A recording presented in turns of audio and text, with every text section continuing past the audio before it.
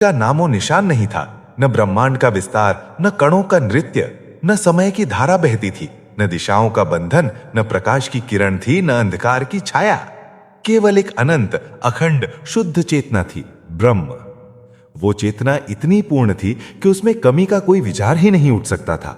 उसे न कुछ चाहिए था, न कुछ त्यागना था। फिर भी उस अनंत शांति के बीच एक सूक्ष्म, अत्यंत सूक्ष्म कंपन हुआ। एक प्रश्न जो शब्द नहीं, विचार नहीं, केवल एक मौन की गूंज थी। मैं कौन हूं? यह प्रश्न पूर्णता में अजीब लगता है, पर यही वो बीज था जिसने माया को जन्म दिया। चेतना ने स्वयं को जानने की इच्छा की।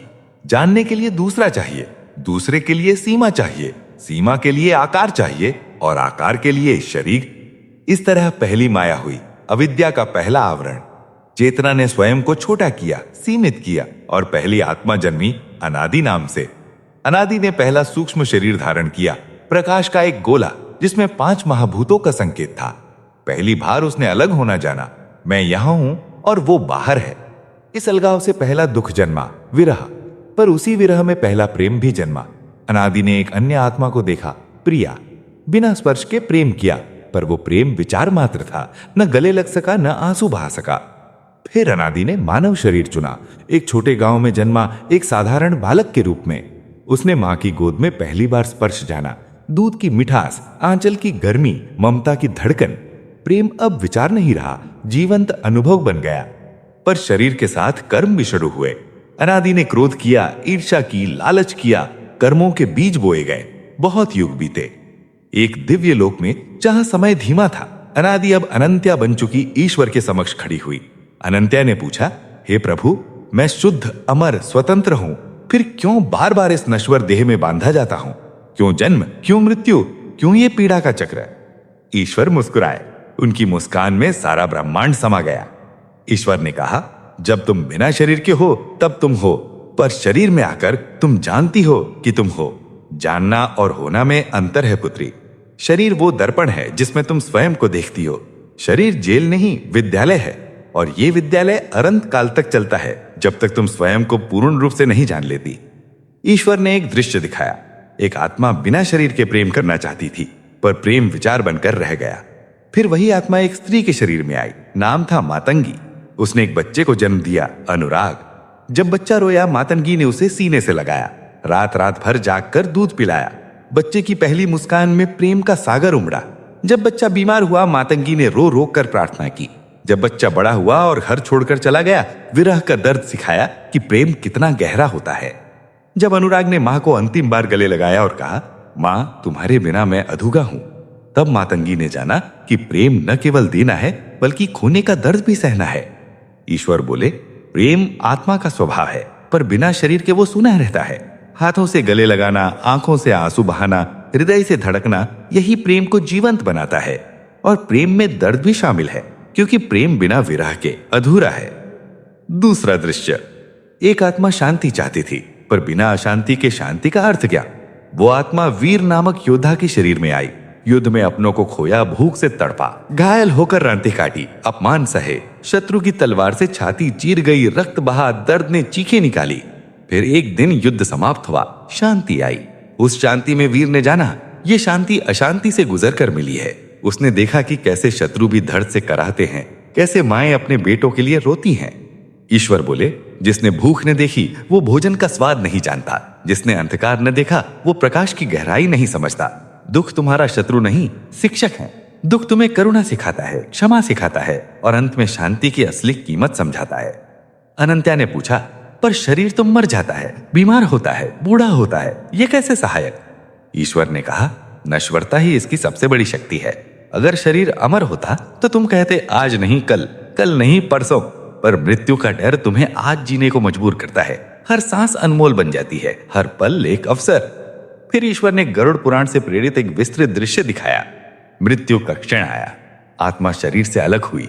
यमदूत आए, काले, भयानक, पर न्यायपूर्ण। आत्मा को सूक्ष्म शरीर में बांधकर यमलोक की यात्रा शुरू हुई।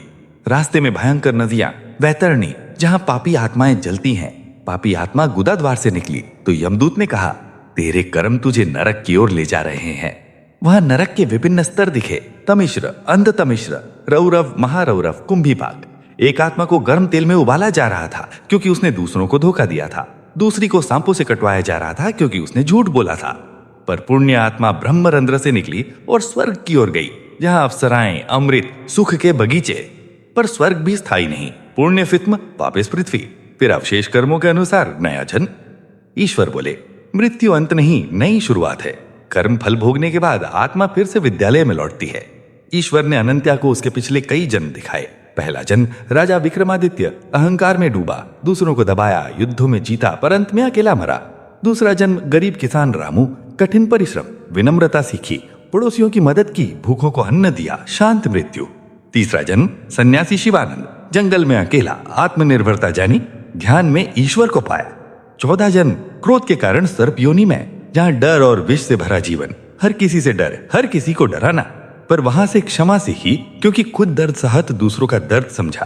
5वां जन्म पक्षी योनि में, आकाश में उड़ना, स्वतंत्रता, पर आसक्ति छोड़ी क्योंकि घोंसले का मोह भी बंधन बनता है।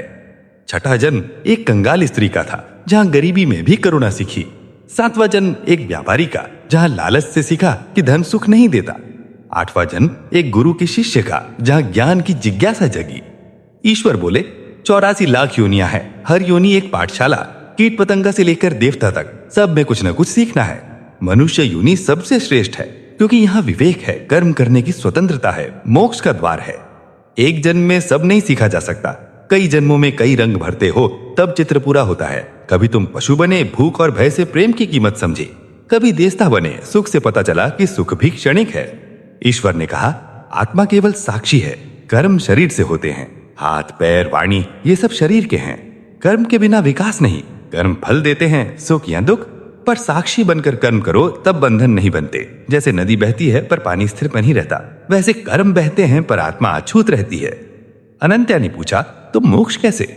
ईश्वर ने कहा, जब सारे पाठ सीख लिए, जब न कोई चाह बचे न कोई भय, जब अहंकार, आसक्ति, द्वेष, क्रोध, लालच सब जल जाए अग्नि में, जब तुम जान लो कि तुम ब्रह्म हो, अनंत, शाश्वत, तब आत्मा शरीर नहीं ढूंढती, शरीर आत्मा को नहीं बुलाता।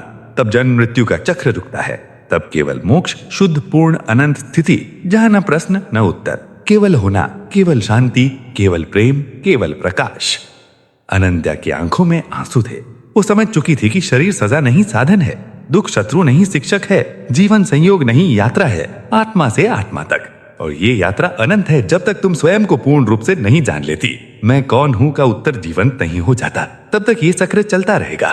पर जब उत्तर मिल जाएगा तब शांति, तब मोक्ष। ओम तत्सत, ओम शांति शांति शांति।